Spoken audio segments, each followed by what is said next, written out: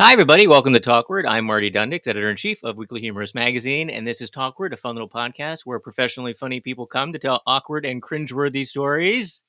I'm so excited about today's guest. He is a delightful, funny, talented person, and I've gotten to meet him in person a couple of times, which has been such a treat. Please welcome to the show, Ivan Ehlers, everybody. Hi, Ivan. Thank you for being on Talkward today. Hey, thank you so much for having me. I was just going through some old photos looking for a funny photo, and I found a picture of us hanging out like 3 or 4 years ago now. But yeah, it was a pleasure hanging out with you, Marty. I remember that. That was a delightful trip. That was when I actually got to, I went to West Hollywood. I stayed on Yucca Street in a 1920s old, like bungalow building type place I found on Airbnb Yeah. because Humorist Media, the company that owns Weekly Humorist, we have a TV and film division called Humorist Studios. And I went out there and I pitched a TV show to all these networks and I had all of these people involved who were all much more talented than me, and I was happy to be tagging along to this magical group of talent. And I got to hang out with you and Courtney Kosak. Oh I yeah. remember it was the day. It was I think it was the day before Halloween, or maybe it was the day after Halloween. It was one of those days.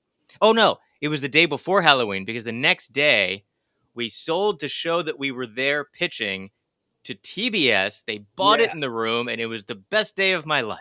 And you were there, and it was amazing.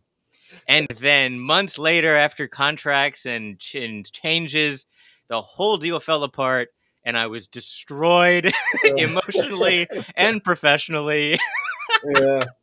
But still, to sell it in the room is Yeah, such a massive thing. You always hear people it was the tell greatest stories of moment. this. It Yeah, was they're like, incredible. if you could sell it In in the the room, room, that's the biggest thing you could do. the guy said, I only have one question. Who do I make the offer to? That's And it was great. like the most cheeseball thing. It was such a television moment. And I was like, I can't believe this is actually happening in real life. And then, and it was great. And it was fun. It was so fun being it. Like when you go to Los Angeles from New York, just for like little trips, like I don't live there, so I don't have to go through the being there normally. So when you Mhm. go there for like a work trip, LA seems like this magical. It's like going to like a Disneyland. It's like this dreamland of hopes and dreams. People go there to make it big, and it's like this town that is built on one industry, which is entertainment, and it's different than any other place. Because I live in New York, and New York is built on money, finance, and then a billion other things, real estate, entertainment, very low on the priority list of New York City. It's there, but it's not important in the scheme of things compared to where you live in LA. It's like entertainment capital of the world. And every single person, no matter what the job, it's like they're somehow tangentially connected to Mhm. entertainment. Everybody working at the Starbucks or the Coffee Bean is like this close to making it in some way, in some form, whether it be commercial acting, movie stuff, writers, whatever. And it's so fun being all around that kind of like hopeful talent. It like kind of rubs off on you a little bit, like this kind of hopeful. Like you start feeling hopeful and excited when you're out there. It's the sun. Something about the vitamin D. It just poisons your brain to make you happy. It's one of those things where it's a double-edged sword, as they say. So partly you're like, wow, so many people are out here to try to make it, and then you're also like, oh man, all these people are out here trying to make it. You're trying to do it. Like you're, Well, you're we my all you're can't my make it. barista. You're There's like, am not I enough as room in this delusional as boat. you?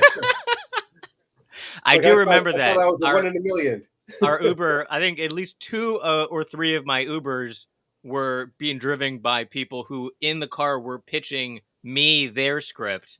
And I was like, buddy, I can't help anybody. I need people to help me. And he was like, just like telling me all about this great idea he had for this movie he's been writing. I'm like, good luck. Was it a I great mean, idea? probably. I don't remember, but it probably was. He's probably doing very well right now. He probably made it. He probably got a contract the next day. People do. That's the weird thing is people, they go out there with dreams and maybe their friends and family are like, well, you're never going to make it. That's ridiculous. Yeah. And the thing about it is someone who has no experience whatsoever can make it Like if as long as you have an idea and someone's like, "That's an original idea. I haven't heard that before." Yeah. Then all of a sudden it's like, boom, you're in development. Boom, and it's crazy. It has happened enough to trick people into thinking it's going to happen to them. But there's no formula. The problem is like there's no formula. Oh yeah. You can't repeat anyone else's success. That's why Yeah. everyone watches like Quentin Tarantino, and they're like, he worked in a video store, so I'm going to go work in a video store, and I'm going to make it big. It's like just talking about cringeworthy tales and Uber drivers. Have you had this experience at all? Do you take Uber a lot in New York? Yeah. Is that a big thing there? It is a big thing here. It has overtaken the transportation industry. All the taxi cabs aren't going anymore. It's amazing. Sometimes if you call an Uber, a cab will show up now. It's like Oh, really? everyone's doing the Uber. Yeah. They're just like, They're we don't sitting care. there hacking the signals. Yeah. I mean, a single car will be an Uber, a Lyft, and a cab all at the same time. Yeah. Well, but I was going to say this. I haven't had anybody try to pitch ideas to me while taking Ubers around here, but I have on 3 of the last 4 Uber rides I've taken had people pitch me on the ideas of reptilians being like a massive real thing. We've got some major. Oh, you mean like a legit conspiracy theory thing?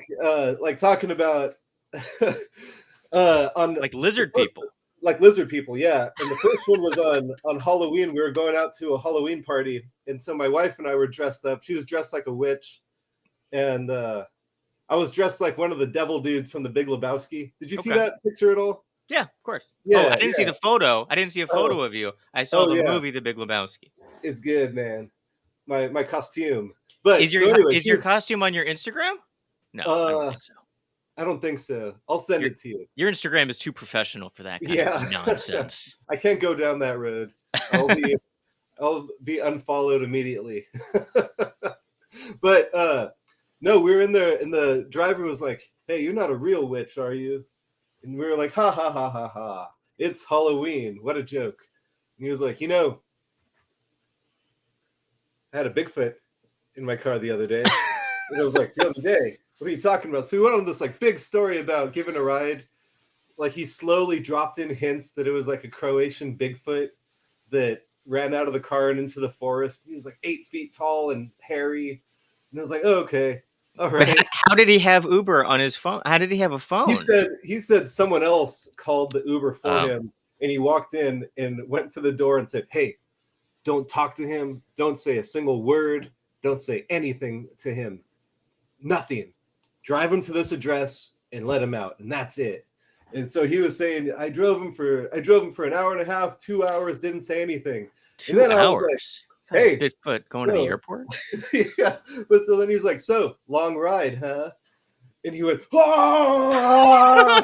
started screaming and kicked open the door and ran out into the forest. And he was like, "Oh man, he told me not to say anything. He didn't have said anything." So my wife was like, "Oh fuck, this guy's crazy. You need to not say anything else to him." And I was like, "Any other crazy rides? Please tell me more." Did he tell you more? Oh yeah, he did.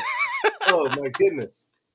I was trying to put together a show pitch for this because like this dude was so crazy, of just like a crazy conspiracy theorist Uber driver that like keeps getting crazy riders and telling his crazy stories. And that would be a really fun thing to watch, kind of like a Taxi Cab Confessions from back in the day, but it would be more about Uber and more about just like insane stories that people either tell the driver or encounters he has with riders. That's a great way to pitch it. We should put together. Maybe we can animate the stories. Oh yeah, I mean it would have to be. I'll show you a little bit later. I have this new like animation style where things are real simple, where like the animation would be, if it was me, I would remain like this, and the only parts that would move would be my mouth. And that's easy. That's like Archer theory. The Archer way to do things. Yeah, the Archer method. Keep it simple, stupid. Just tight, and it's just like you move like 2 elements. Yeah, and exactly for like an Uber setting, that would be easy. Not that much movement. Guys, let's do this show. I don't know. I'm gonna have to cut all this out so no one steals our awesome idea. Yeah, but we talked about it. It's official.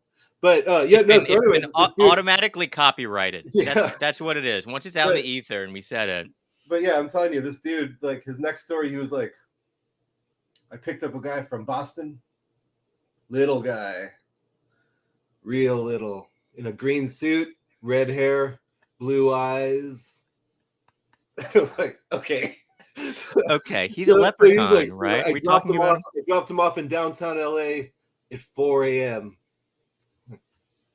But he was like had all these very dramatic pauses, like, I do you like get the where I like the delivery that you this get Uber where I'm driver is going with giving you. this?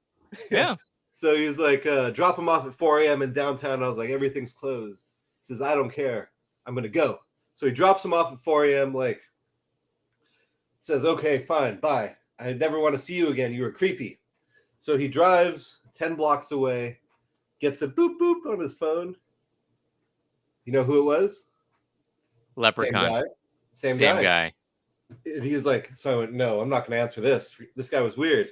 He says, deny, drives another 10 blocks. Boop, boop.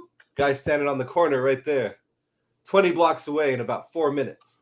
And he's like, what else do you know that can move that fast? I'm like, it's a leprechaun. It was a leprechaun. Yeah.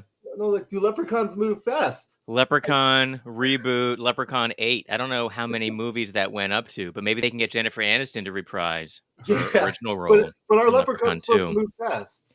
I think I've never seen them be like Quickie Koala or anything like that. Like Quickie Koala would be like doo-doo, doo-doo, doo-doo, but I Yeah, never but saw leprechauns being like, it's a really weird thing. But so, long story short, he told me about, we were going from San Pedro to Echo Park. So this is like a 20-minute, 30-minute drive. mhm. And he told us about like 7 things. He told us about UFOs, about aliens, and then he was like, we're almost there. The last guy I had before you was a reptilian.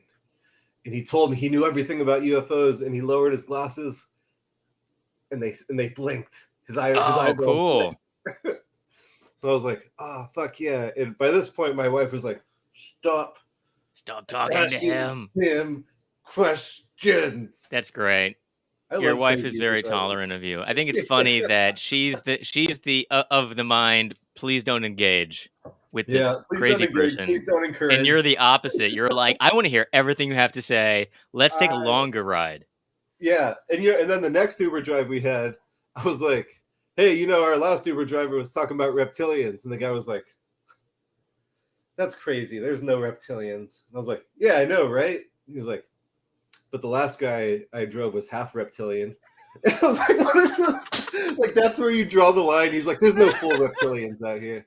There's half. I didn't realize that there was so many reptilians in the Los Angeles area. Yeah, and none of them have cars. Maybe that's why, because it's warm out there. Maybe that's why you guys have so many more reptilians. We don't have anything like that in the East Coast. Yeah. It's too cold. That's probably We have like pigeon people. Like I'm not even sure what we have. We just have regular New Yorkers are weird enough. We don't need to invent more crazy people in New York City. You New guys Yorkers have are crazy. people. We have mole people. We have Do people that live in the subways. Do people live in the sewers? I don't think they live in the sewer. Maybe. Is there urban legends about it? People definitely live in the subways. Oh yeah. And there's tons of abandoned subway tunnels and closed out abandoned subway stations that are enormous. So like in Ghostbusters. I would just like in Ghostbusters too. Absolutely.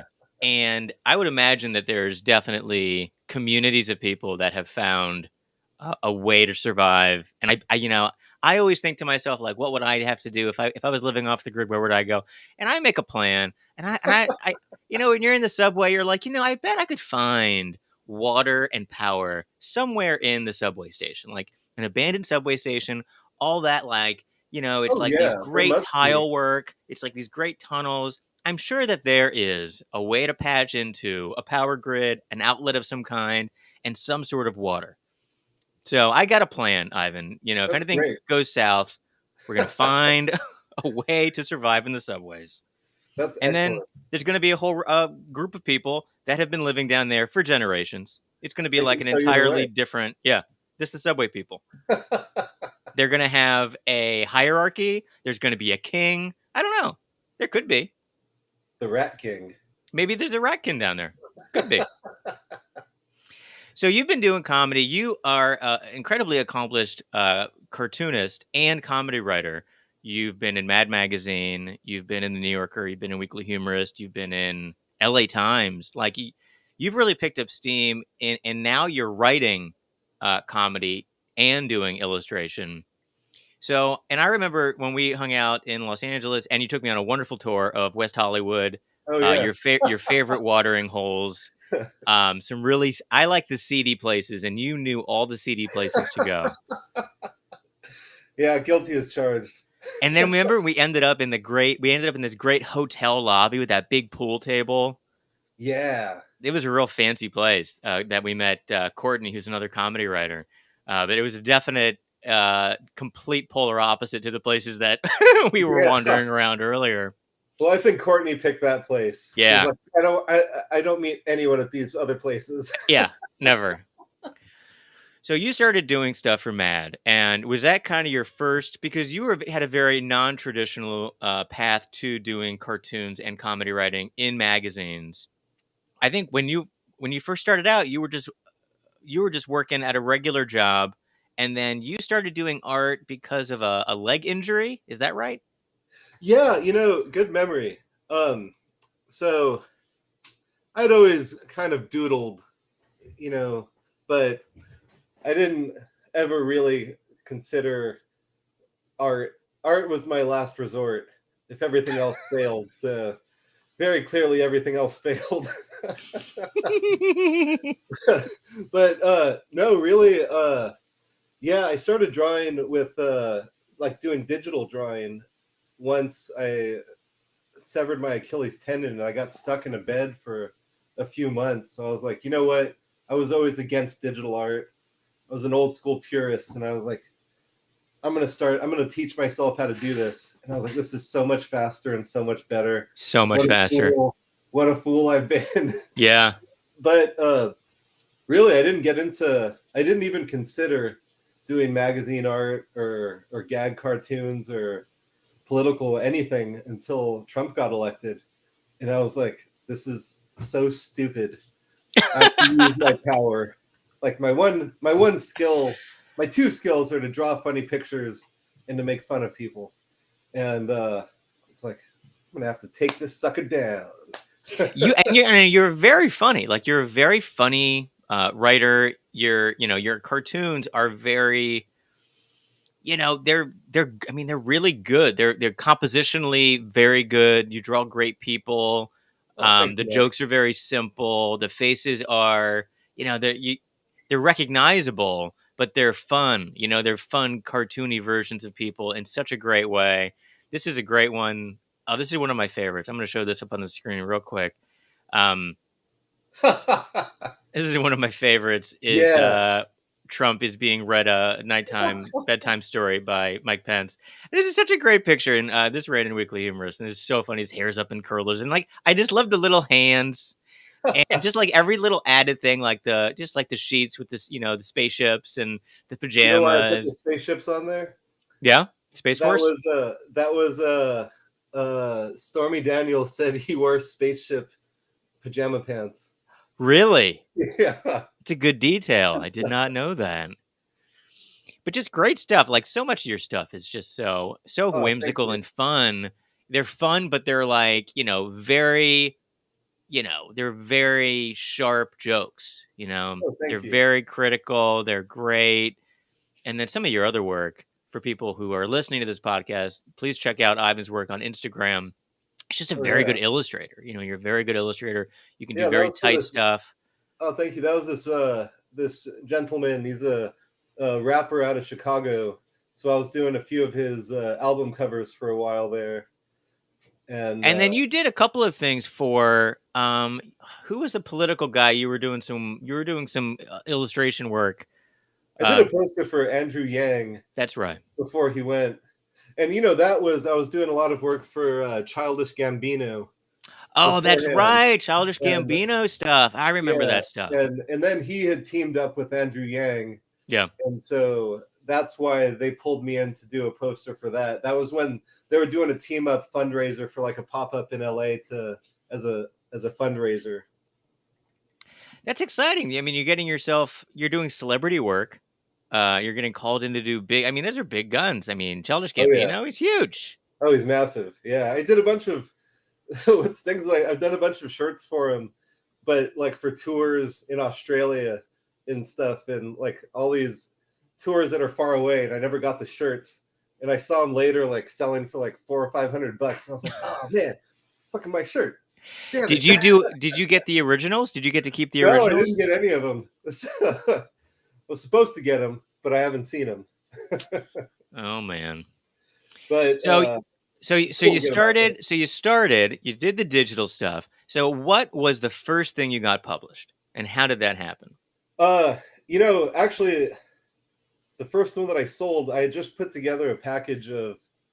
I'd done like 10 cartoons, and I was like, I don't know what to do with these. I'm just pissed off, so I did them. And my wife was like, "You should. What would you want to do?" I was like, "I don't know, Mad Magazine, but no one gets into Mad." She's like, "You should send them." I was like, all right." And I sent them, and it's kind of a funny story where I was like, "Man, these are really good. I think they should pick these up." And I didn't hear anything back. And I sent them into the editor, Ellie Gertz, and I didn't hear anything back. And so I sent another message to her, and I was like, "Hey, I sent in like a few batches, but I didn't hear anything back. Do you want these, or should I offer them somewhere else?" And they're like, "Yeah, we love them. We want you. We want to buy 2 of these. We sent you an email." And she forwarded me the email, and they just spelled my name wrong on the email. And I was like, "Oh my god, does this happen?" No. But it's been a lifelong thing of people thinking my name is Ian and not Ivan. So people will write Ian all the time. Ian, Elvin. You need to get Ian or Ian Ehlers at Gmail or whatever and have it I just thought about forward it. to you. I thought about it, and I was like, Fine. We need to find to too see if much there is an energy. Ian. Is there an Ian Ehlers out there? I don't know. For the longest It would time be there, funny if it was just like you, but he didn't have a goatee. yeah, and he got a gate, You are the evil version of him. and he just got a great career out of it. Someone sent him an email like, "We love your work," and he's like, "Oh shit, I guess I'm an artist." I guess I better draw some cartoons for Yeah, Mad now. I got all these things accepted. but the first piece that I sold, it was a really gross drawing. It was like very disgusting, and purposefully so. And it was a naked Trump taking a shower, and so it was him, and like there was a few strategic pieces of like foam and like soap and stuff, but he was basically rubbing himself and like cleaning, and it was like 8 thought bubbles of things that he thinks about in the shower. And they're like, "We love it, we love it." And then it was supposed to be in the second issue of the reboot of Mad, and they bought it, sent me all the contracts and stuff, and at the last second they're like, "This is too disgusting, we can't do it." It got nixed from up above, and I was like, "What are you talking about? This is Mad. This Mad is Magazine too is disgusting. disgusting. It's creepy, it's gross, it's gnarly." And they're like, So "Pretty gnarly." what made the naked Trump in the shower so disgusting that they couldn't publish it? I did.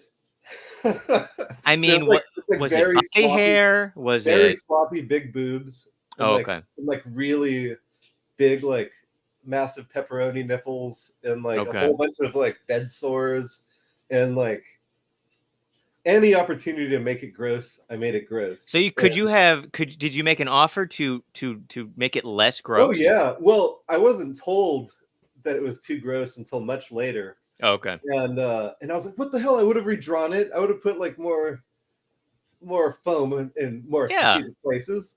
Like I want it in there. Like I'll change it. I'll make it less gross. It doesn't matter." But yeah, so then later I got in a bunch of pieces, and I was like, "Oh, cool. This is like a way that people can do things." And then I think you were the second spot that I discovered that did stuff. And I was like, "Oh, We cool." had low enough standards that you could just walk right in. Yeah. Walked in at the right time. I would have run that disgusting Trump shower Oh yeah, cartoon in a heartbeat. oh yeah. But the bummer is like they bought it, and so I still have like 4 or 5 pieces that they bought and paid for and got an executed contract that they're not running it anything anymore. They're doing a new cover, front cover and back cover, the fold Yeah. one. But they bought a bunch of stuff that's just never going to come out, and it's like, oh, would like to put this out. That's interesting. I wonder how long in the contract they. I mean, is it a buyout or is it a 7-year? Yeah, Mad is buyout. So Interesting. yeah, that's why. We actually have a live chat that no one uses because nobody ever knows that we're doing this show live. But there is one person watching, and he wrote in, so I'm going to throw him up on the screen. Hello, Tobias. He says, greetings from Germany. So hello, Tobias. Thank you for watching from Germany. That's very nice of you. Greetings. Greetings, Tobias. I've been through Germany a few different parts. I've been to Munich and I've been to Bavaria, which is off the to the whole side. Bavarian region. Very Right. nice. Yeah. They have the castle. They have the Cinderella castle. You can go up there. This guy will. We got into a big cart with a horse-drawn cart, and he was wearing a little lederhosen and a little hat. And they sell these delicious pretzels and stuff at the bottom. Oh, The whole thing seems like it can't possibly be real, but it is. It's completely real, and everyone is very happy. I think I follow Bayern Munich a lot. I don't know if you do, Tobias, but I think Bayern means Bavarian, perhaps. But I think it's like a whole region of Germany. But yeah, I've been through these parts. It's a beautiful country. Beautiful country. Oh, it's a cartoon editor, just like you, Marty. We're everywhere. We're everywhere. I bet Tobias probably gets to run more cartoons with nudity. It seems like everybody in Europe gets to run more things with nudity. Yeah, most definitely. When I was in Europe, I was in Hungary and Budapest, and I was in Prague, and like the TV in the afternoon or in the evening, just regular network TV. Everyone's just naked. Everyone's just naked having sex, and I'm like, this is great. Time to move. Yeah, I know Bob Mankoff. Everyone have you met Bob Mankoff, Marty? I have. I got to hang out with Bob Mankoff for the first time. He invited me out to an event that was happening in the Lower East Side. There was a very cool and hip, like, underground comedy show where all of the scripts were being written by AI bots. Oh, really? And it was hilarious and weird and fun, and it was his birthday. So I got to hang out with Bob Mankoff on his, like, 75th birthday, I think. That's it may great. have been 75th, something like that. I don't want to age him older than he is. But it was a delightful time to have, like, a first meeting with this, like, legendary cartoon editor who was so nice to me. And we went out after and, like, hung out at this restaurant, and he had other friends around. And he just, like, welcomed me into his little group. And it was very special. And he was just a nice guy. Legendary cartoon editor Bob Mankoff. Have to have him on the show. The first time I talked to Bob, he was super nice, and he was like, "Hey, I love your work. Great work. You're obviously good at drawing. You know how to draw. That's good. You're funny." I was like, "Thank you." He's like, "But enough Trump. Stop drawing Trump. No more Trump." And I was like, "Yeah, you're probably right." Yeah, you're probably right. But it's like, fuck that guy, man. What's true is I feel like during the Trump stuff, everybody was doing Trump nonstop because it was all people could think about. It was hard not to. And he kept hard not to. And then at the beginning of the pandemic, same thing. Because everyone's constantly thinking about the pandemic. Mm-hmm. All the cartoons were all pandemic related. Because it was hard to distract. You can't, like, do a cartoon about ducks. Yeah. When the world is, like, ending. So, but it's so nice now where we've come out of Trump. We've come out of pandemic being obsessed all the time on the news. And I like getting cartoons and publishing cartoons that are just stupid cartoons again. It's like a freeing thing. Yeah. So regular jokes, just evergreen jokks. Now we're into World War III. Oh, I know. We had like 3 weeks. It's just like right now. I think I remember this maybe about the time that we got the second vaccine. So this would have been around end of April last year. there was about 3 weeks that was like, cool, things are fine. Yeah. We can go to bars and not have to wear masks. It's going to be cool. And then everything turned to shit again. And I think that's what we're going to have again. It's another 3 weeks and then dog shit. That's a great outlook. Thanks, Ivan, for the report of how everything's going to be gone to shit in 3 weeks. Yeah. Mark your calendars. Ivan has predicted. Hey, thank you, Tobias. That's so nice. Tobias, our live listener, is checking out Ivan's work. Everyone should go check out Ivan's work. Go on Instagram. It's Ivan_Ehlers, or follow him on Twitter at Ivan Ehlers. And so for the schedule right now, as a working comedy writer and cartoonist, so you started getting stuff in the New Yorker after Mad and Weekly Humorist. You started sending stuff to Howd and to Emma. Did you have like an in? Did you have to talk to other comedy cartoonists and say, how do I get in to the New Yorker? Yeah, well, I've been, as many questions as I had about how can I get into the New Yorker cartoonists were like, how can I get into Mad? So we kind of, there's not that many people really that are doing cartoons. Like, what would you say, 50 to 100? Yeah, it's a small pool. Like, it is a small pool, and like most people know each other in some way. And especially if like you respect each other and you like each other's work, you'll start talking and stuff and set up a meeting to come out to New York. That was actually the first time I ever went to New York, was to go meet with Emma. And she was like very, very intelligent, very funny, very talented lady. And yeah, it was a fun time. Oh, hey, Bob, we're at 500 plus now. You kidding me? Bob Eckstein, everybody. He's watching live. He's saying that now there's even more cartoonists out there because everybody wants to get in. Yeah, but I would say like consistent people that like work consistently. Yeah. The regulars. Yeah. The regular folks. But yeah, I mean, people that are like tossing one in every 6 months, probably 5,000. So for a schedule for you, do you do weekly batches for a place like the New York? Yeah, I don't do the 10 that everybody does. I do 5 per week.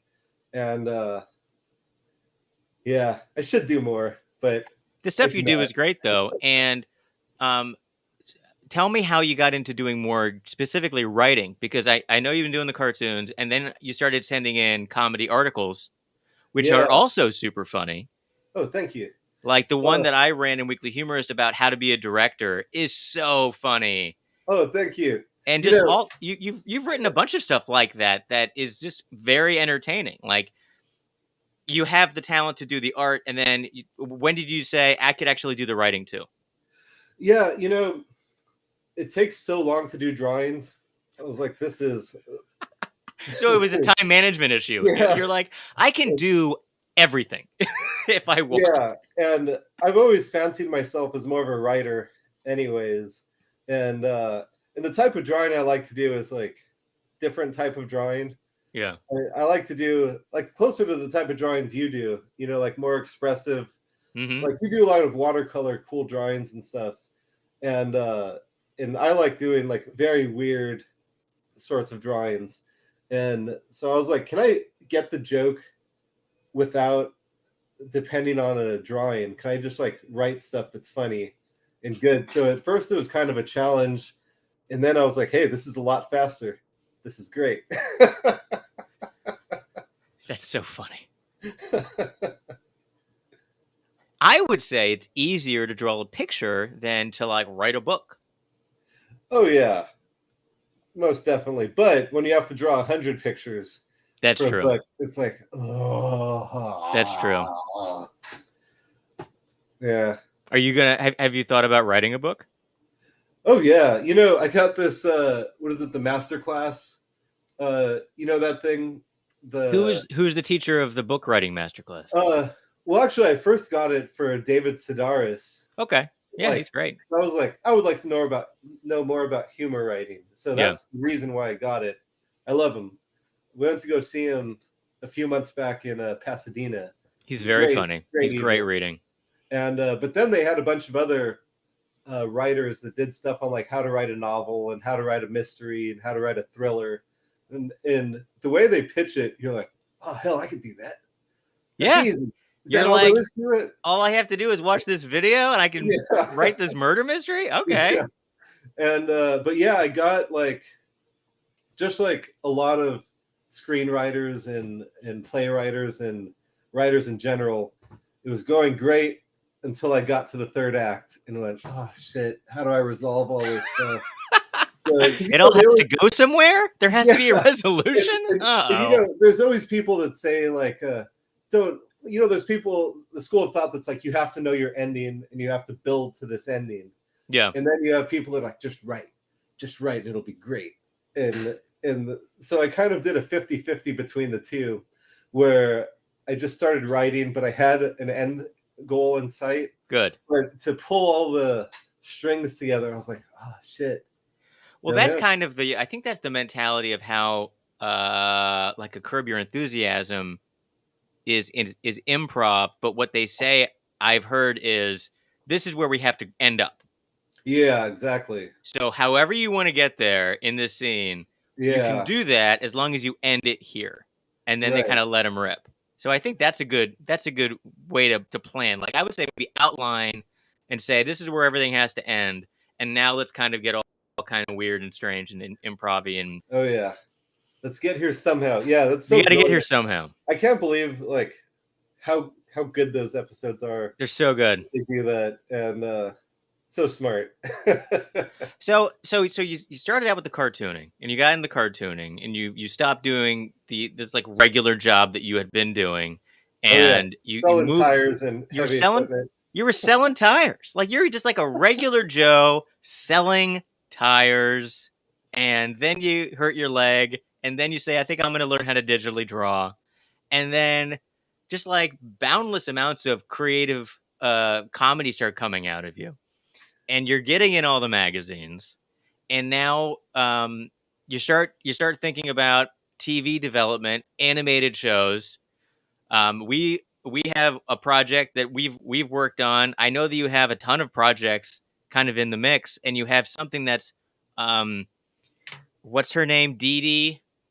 Oh yeah, Dee Dee Sawyer Ghoul Destroyer. Dee Dee Sawyer Gruel Destroyer. I'm gonna throw this up. This is fun. This is through an app that has comics, like animated comics, and you developed this show, and it's gonna get more to it, but it's in this thing called Pocket Comics. Actually, it's on Webtoons now. Oh, it's on Pocket Comics. Webtoons now. Yeah, the Pocket Comics closed their division. It was Ugh, short-lived. These yeah, things are so short-lived. yeah. It was a thing where can't get too much into it, All right, but we we had won't. like it was supposed to be a full year of like 50 episodes, and then it ended up getting closing like due to a ton of reasons, due to like COVID and many things, but they closed the whole California office and they're like, we're gonna stop it. So Right. So now it's the on rights, Webtoons. So yeah, now so it's on now it's here. Webtoons. Yeah, so the rights reverted to me, Oh, that's and excellent. That's the best case scenario, yeah, that you so didn't lose your stuff. yeah, and so I've been trying to. I'm terrible at promotion and stuff like that, so I kind of put it out for like a free preview Yeah. for a few weeks and release episodes and see what people think. And I haven't decided if I'm gonna close it down and try to do it again, or just pitch it as a animated series, or do what. I But would say a lot of let's fun. let's pitch it as an animated series. Yeah, it's going in that direction. All right, good. We'll have to have another meeting, but we'll do it off the live podcast. Yeah, So Dee Dee Sawyer, Ghoul Destroyer. Dee Dee Sawyer is a teenage punk rocker who spends her days drawing skulls, listening to punk rock, and fighting interdimensional ghouls only she can see. That doesn't leave a lot of time to make friends, which is a great excuse to keep from pursuing a relationship with her biggest crush of all time, the recent transplant, Zanny. yeah, that's it, man. I So need to it's a get lot into of this. fun. This is a fun show. Yeah. So cool. So you created and you illustrated all of these things. Actually, this was the thing that made it possible to quit my job. The other gigs are kind of like, if you come up with a fun idea, you can sell it that week, Yeah. maybe. The vagaries of magazine and newspaper life. Definitely. But this was like a full contract, so this was like a full thing that no matter how it went, it still gave me the ability to quit my job. So yay. That's great. That's It'll be amazing. forever warm in my heart. So what's next? So this is going to get developed into a big show and or series and or huge movie. Soon to be on I'll a take any streaming of those. soon to be on a streaming platform. I would say this will be next year on Paramount Plus. People are going to be going crazy for D.D. Sawyer. And you're doing the Mad Mag, or, you're doing the New Yorker stuff every week. And are you still writing articles for the New Yorker? Have you submitted more stuff to them? Yeah, I would say my focus is probably more on like the longer form, like daily shouts pieces. Okay. I think I do better to develop something slowly over the course of like 10 panels versus one panel.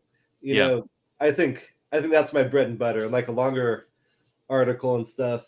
But yeah, and so I've been sending stuff into. I got a piece in the Boston Globe recently. I don't know if Awesome. you saw that. That I was did. I did. I saw that. That was great. One of my recent favorites, Ward Sutton, is a regular Boston Globe oh guy. yeah, no, So I'm sure that you and he's Ward great. have gotten to know each other. Oh yeah, no, I love Ward's work. He's so So brilliant. good. And, like So good. he's one of those guys that makes me want to draw better because I'll get very lazy. And be like, this is good enough, and I'm like, oh shit, he did a good job. All Yeah, right, I'll draw better. good enough is kind of where I've ended up quite a bit, just because of time management problems. And you're Yeah, kind of like, this is good enough. But the one that you had in the Boston Globe, I'll put up on the screen for people who are watching this on the video. If not, go over to Ivan's Instagram and oh take a look. yeah, But this was a great. This is the Joe Manchin and Kristen Cinema and Joe yeah, Biden in the Globe opinion section. yeah. It was a spoof of The Raven by Edgar Allan Poe. It was actually really hard to write. It took me so long, and I was like, fuck, this isn't worth it. God damn it, I hate this. And I was ready to bail on it, but I was like, no, it's such a good idea. But it's also such a weird idea that I was like, I don't know who's gonna want this and who's gonna run it. But How long? What kind of a deadline do you have on a piece like that? So you pitch them the idea, and well, then you send it in, or did you have well, to for have it things like finished? yeah, things like that. It's especially if you haven't done that much work with them. It's like send them the finished job and be like, here, this is it. Yeah. So there were some copy changes and stuff like that, but for when you develop a better relationship with people and they know what you're capable of, you can kind of send in roughed out stuff and be like, look, you know what it's going to look like. Do you want it? Is this worth it? You know that I can But, do it. yeah, You it'll be Come on. fucking cool. Come on. You But want this. looks like So, Tobias has got a question here. Tobias has a question, and it's a good Yeah. question. I was going to ask you this too. So, thank you, Tobias. So, who is one of your favorite influenced cartoonists? Yeah, I was tough. going to say who I think your um your like match in cartoonery is, who Oh I feel yeah. like you guys are kindred spirits right now, is Ron Hagee. Oh yeah. Oh, I love Ron. Isn't Ron, he? You Ron. and him seem very simpatico Yeah, with your joke telling and your styles. Like you're very bold, very yeah, when you use color, you use very bright color. He's a very big bright color person. yeah. That's a great compliment. Yeah, and what's even more telling about that is that Ron a lot of times will nail a joke that he'll post something that I've been trying to do for like weeks, and I'm like, oh shit, I was trying to do something like similar to that, and you nailed it so succinctly and just he's so sharp that's He's so like sharp. He's so fast. The best cartoons and Tobias, one of my favorite cartoons, any cartoon that can tell a joke with no words. It's just a gag that's just a visual oh gag, yeah, and it can tell the joke without a caption. That's my favorite cartoon. So any cartoonist that does that consistently is in my oh top, yeah, top 10 group. Um, and Ron does that, and I think you do that, where it's just like the fewest amount of words possible, oh yeah. if you can tell. But yeah, Ron's great at writing incredibly multi-layered jokes where it's Oh like a yeah. visual joke and then also like a deeper meaning. Oh yeah. Yeah. Yeah, man, I love it. He does great work, and for like historical cartoonists, I'm a massive fan of Sergio Aragonés, and like he does so much stuff with no words Yeah. at all, He's a great and storyteller. just a brilliant dude. I mean, I grew up on Mad. I love Mort Drucker, Oh yeah, you know, for influences, like people that I would just sit there and copy. Like I would get my copy of Mad Magazine and I would like draw exactly as much as I could. I would trace, I would draw, I would try to mimic, I would see how he would do portraiture and caricature and, stuff that wasn't, because, if you went to like the uh, fairs or amusement parks and there would be like a caricaturist, that would be one type of doing like a caricature, that yeah, style, where it was, like the big yeah, head or whatever. But that's not what Mad did. Mad would do right, a cartoon version that was more like a portrait. It would be like an yeah, interpretation, a funny interpretation of a person. And that's what Mort Drucker could do so well. And yeah, it was much more based in comic books where it was composition. It wasn't just like a right, single funny photo. It was like a ton of, and that was what was so daunting. I think about thinking about becoming someone as good as someone in Mad, right? And I'm sure you had the same kind of thought, because I feel like anyone that does gag cartoons, they're a little bit lazy because it's like one panel.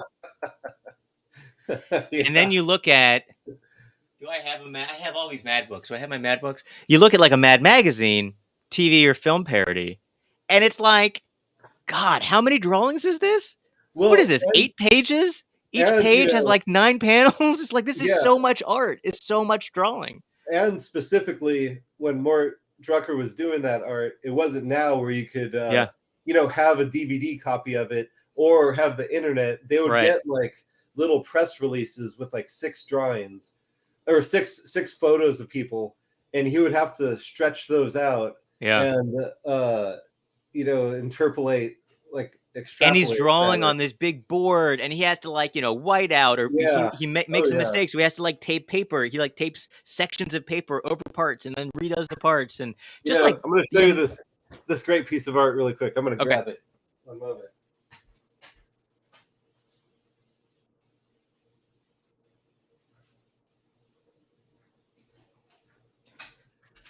I got a nice combo Well, piece. So, here we go. uh, Ah, look at that. That's a so beautiful. That's this Mort is Drucker a Mort Drucker by by Drew Friedman. Drew Friedman. Yeah, and this was when That's a beautiful picture. For those of us listening Burnman. on the podcast, Ivan has a beautiful Oh yeah, framed picture of I Mort guess that Drucker wouldn't fly. drawn by Drew Friedman, also an amazing illustrator. Oh yeah, and when I first started sending stuff into Mad, uh, one of the art directors, Bern Mendoza, came up to me and we were talking, and he was like, "Yeah, I said you're like the son of Mort Drucker and Drew Friedman," and I was like, "Yeah, Wow. I'll take that," because that is how Yes. I like when I was first drawing. It was like a 50-50 between those two of like Yeah, the weird way that details, but like weird gestures. yeah, and the hands, like you do the hands like Drew does hands. Oh yeah, They're a little bit smaller and they're always like very like little fists. They have little yeah. fists. And also a very good thing that you do that Drew does is the importance of the contour line around the head, the thicker contour line than the internal lines, which are a little bit lighter. Oh yeah, But like having the weight of the outside line on the person, it just grounds them more. I don't know. oh I yeah. I did that too when I did newspaper illustration. I did a lot of portrait stuff for editorial, and it would always make the image better when I added a darker, thicker, heavier line around the Hmm. contour of the head. It always made it more. It made it more punchy. It made it better. It made it feel more finished, Oh yeah, and that was very much like a Drew Friedman. most Uh, definitely. And yeah. you went to art school, right? You're like a trained artist. Yeah, You I'm know like a trained artist. I went to Syracuse. I did the illustration program at Syracuse. I did lots and lots of art over 4 years there. The previous I did art high school and middle school, after school program. I lived this place called Maryland Hall for the Creative Arts. So I studied like classical portraiture since I was in like fourth grade. That's great. Yeah, So I did no. like old school oil painting all Oh, through really? high school. I did like humorless, The just Weekly like Humorist. it was like Renaissance looking, Da Vinci's triangle, like serious painting. Oh, yeah. And and then I got to college and I was like, I like doing this. Mechanically, I like doing this, but I like it's silly and fun. So that's when I Oh, started yeah. going into more of the humor and the editorial. So I was like, how can I do portraiture but make it like screw it up a little bit, like make the face a little bit more mushy and funny. And that's when I got more editorial. And then there's so many people like I don't know who were your illustration heroes. I remember in college we had to pull. I actually talked to Mort Drucker for a college project. Oh, I had to wow. call him on the phone and I had to interview him for a project for my illustration class. Whoa. And he was a nice, very nice man to talk to. This Yeah. random college student. I talked to him and his wife for probably like 45 minutes on. This is 1999. That's We're wild. using, like telephones with cords on them, and I'm just sitting there on the phone and I'm just taking notes. And he was a How'd really you nice have guy. his phone number? Did you just look it up in the How did phone I book? get? I can't remember how I got it. I think I may have gotten it through someone else at the school because all the illustration professors. I may have gotten it through my illustration professor who knew him through illustration work. That's great. It was like a friend of a friend gave me his number, and I think I hunted down his number, and then he was like, oh, and then also Sam Viviano was nice enough to me Oh, when yeah. I wrote to him when I was a senior in college, and I sent him my portfolio, and he let me come in when I was back in the day. You would have to go to magazines with you had two portfolio cases. They were Yeah. like the black leather portfolio cases, and you had to have two because you had to drop them off at Oh, the yeah. One leave magazine. behind. You had to leave it behind. And you'd leave Yeah. it behind at the mailroom window. You wouldn't go in the real magazine. They wouldn't let you in the lobby. You had to Yeah. go around to the mail drop where like the UPS guy was. And you would sign out, say, like, I dropped my portfolio off. And then you'd come back the next day. So you'd have to have two. So you drop off one and then you'd go to like Newsweek and drop off the other. And Sam let me come in. I like made an appointment and I'd sent him my stuff and he had written me back like handwritten rejection letters.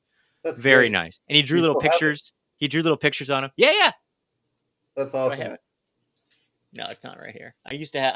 I have all the rejections. I got rejections from everybody, Ivan. I got rejections from New Yorker. I got handwritten rejections from Vanity Fair. I have them all. They're very nice. That's so cool. That's a fun thing to have. I would love it. Don't you have all of your keep and look at so you can tell yourself to do better? I got no printed out rejections. Like usually nowadays, if it's rejected, you just don't hear anything back, Yeah, or you you get just get ghosted. an email that's like, "Oh, we can't use this. Thanks." And so it's not that cool to like print out an email and be like, "There it is." So what is coming up next? What's on the horizon for Ivan Ehlers? Yeah, what's coming up? Just trying to put together some animations. I tried figuring out that one. What is it? Adobe Animate. That you Yeah, were so I hard, use man. Couldn't get Adobe that Character. figured out. It's called Adobe Character Animator. Yeah. It might be a different program than Adobe Animate, which actually might be harder. Oh, maybe. But Adobe Character Animator is exactly the kind of thing that you're talking about, where it's just animating like one little Yeah. piece. That's all you need to do. You can animate one little piece, and then you tell it you make it into a puppet. So let's say I'm doing a drawing. It's just like it's this regular head and eyes and face, and then you assign each part of the face. It assigns it, like maybe it's a vector image, or maybe you did it in Photoshop and you assigned each layer and you said eyes, nose, mouth, whatever, eyebrows. And then when you set it up in Character Animator, it scans your face for Oh, the camera. yeah. And then I'm talking, and then my character is talking when I'm talking. So it instantly will animate the eyes and mouth and movements, and it will take a pre-recorded audio and it'll lip sync to that audio. So if someone else does the audio, you can just roll it in there and you can That's do a wild. character. So we'll do that on an offline thing. I'd love to show you the Yeah. stuff that I have, but I have a test character that I play with. I actually have the Weekly Humorist mascot, Jarvis T. Weekly. I have him as a character, so I can like animate him, and he like dances around, and he walks, and he runs, and you can make it do anything. And You know, I didn't know his name was Jarvis T. Weekly. What's the T stand for? Jarvis T. Weekly. It's after T, that's like TEA. It's just T period. I think it's actually Tiberius. So Tobias, you're very close to Jarvis's middle name. It was like Ulysses S. Grant. The S stood for S, right? Is that true? I believe so. I don't know. I say a lot of nonsense. Can never tell. But I believe you. I think that it is. I believe you. I believe me. So are you trying to do you trying to do anime to do some are you making some short films? Yeah, I've been trying to figure it out and work with it. It's basically to pitch shows. I like doing proof of concept stuff. So instead of putting together like a nice pitch deck, kind of show like how it would work. Yeah. You're like, this is imagine professional voice actors and not just me talking. But this is basically how the tone would be, and this is how the cuts would be, and this is how the general feel would be.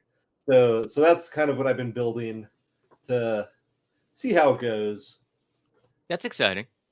Yeah, because it is a lot of fun coming up with stuff week to week, but I need something that's going to be like longer term. Yeah. That's good. Yeah, that's how I am with Weekly Humorist stuff. It's like it's a tight schedule, and then I get the issue together by Fridays, and then by Friday I have, the whole week's of content. You have this many cartoons, this many articles, and then it goes out, and then you make the magazine, and then it starts all over again on Monday. Yeah. It's like this never-ending cycle. I know. So it would be nice to make longer things, and that's why I like doing TV and the film development stuff, because it's like these are big projects that can go somewhere and then be done. Like Weekly Humorist is never done. It's just always happening. You're a regular Sisyphus, aren't we all? I'm always pushing that comedy boulder up, and it never ends. It never ends. It's true. I'm the Sisyphus of middle to bottom fringe comedy. Yeah. It's a good place to be. It is. You could be at the top of that hill momentarily. Sure, for a second, and then right at the bottom again. Right at the bottom. Oh, is it Monday again? Yeah, oh, shit. It always is. It always is. Ivan, it's been so nice talking to you today. Always a pleasure. Always just tons of stuff to always talk about. You're always welcome back on Talkward, and I'm sure you'll be back here soon. And hopefully I'll see you. I'll come out to LA, and we'll hang out again, and I'll get to meet your lovely wife, and we'll hang out with the whole West Coast comedy crew. We can talk to Lars. I can maybe meet Lars. I can maybe meet Diffie. I want to hang out with all you crazy comedy people out in the West Coast. We've got a few good ones out here. I know. You guys, I get to see all these photos of you guys hanging out. And I'm like, oh man, those West Coast comedy people are also laid back and chill. All the East Coast comedy people are so neurotic and crazy. Well, that's New York versus LA in a nutshell. That is what it is. Thank you so much, Ivan. And people need to follow Ivan at Ivan Ehlers on Twitter and at Ivan_Ehlers on Instagram. Do you have a website? Do you have a portfolio website? One of these days I'm going to have one of those. You don't need one. All you need is Instagram anyway. Yeah, I say just Google me. You'll find it. Just Google him.